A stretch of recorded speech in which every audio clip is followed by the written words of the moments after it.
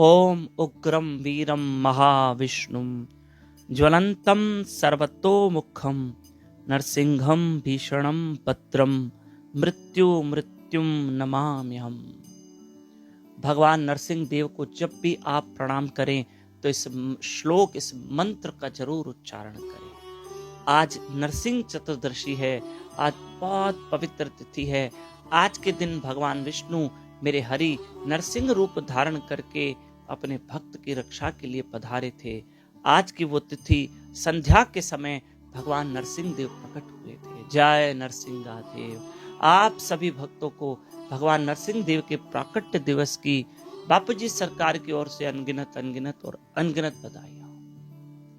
हिरण्यकशिपु जो अपने ही पुत्र प्रहलाद के ऊपर अनेकों अत्याचार किए, खुद को भगवान समझ के बैठा और उसको इतने बड़े बड़े वरदान थे कि न दिन में मरूं, न रात में, न सुबह में, न शाम में, न आकाश में, न पृथ्वी पर, न घर के भीतर, न घर के बाहर, न अस्त्र से, न शस्त्र से। कितने सारे वरदान, इतने सारे वरदान उस हिरण्यकशिपु ने ब्रह्मा जी से प्राप्त किए थे।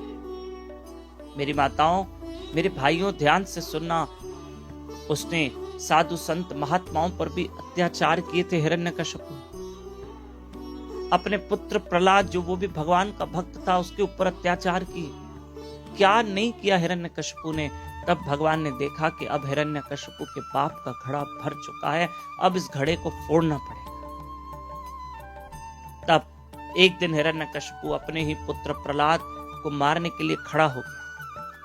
प्रहलाद ने कह दिया, क्योंकि प्रहलाद को भरोसा था कि मेरी रक्षा करने के लिए वो स्वयं मेरा हरि आएगा, कि जाको राखे साइया मार सके न कोई, बाल न बांका कर सके जो जग वैरी।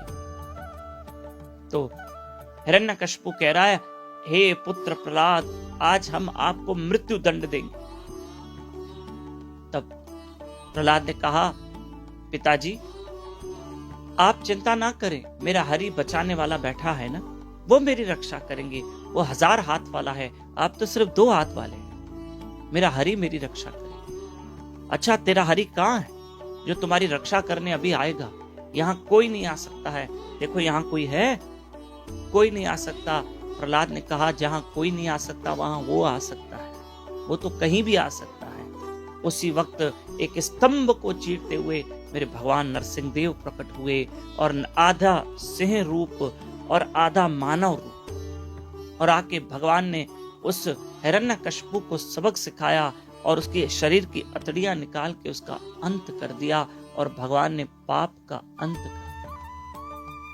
प्रहलाद को भगवान ने बहुत प्रेम दिया। प्रहलाद को अपनी गोद में बिठाया और कहा, मांगो वरदान क्या चाहिए। प्रहलाद ने कहा, प्रभु वरदान देना ही है तो मेरे पिता के अपराधों को क्षमा कर दो। दया आ रही थी प्रहलाद कि जीवन भर मेरे पिता ने अपराध किए हैं, कम से कम भगवान अब उनको माफ कर दो। कहा, प्रहलाद तेरी भक्ति के कारण तेरे पिता को तो क्या, मैंने तेरे कई वंशों का बेड़ा पार कर दिया है। एक भक्ति करता है सबका भला होता है। इसका मतलब ये नहीं कि बेटा भक्ति कर रहा है तो पिता न करे, पिता कर रहा है तो बेटा न करे। करना सबको अपना भजन भक्ति है, लेकिन फिर भी हमारे घर में अगर समझो सब भक्ति करे तो फिर सोचो कितना आनंद होगा। एक करे कितना भला होगा, पर सोचो अगर पूरा परिवार ही भक्ति करे तो कितना भला होगा। हरे कृष्ण कृष्ण कृष्ण हरे हरे, हरे राम राम राम हरे हरे। धन्यवाद।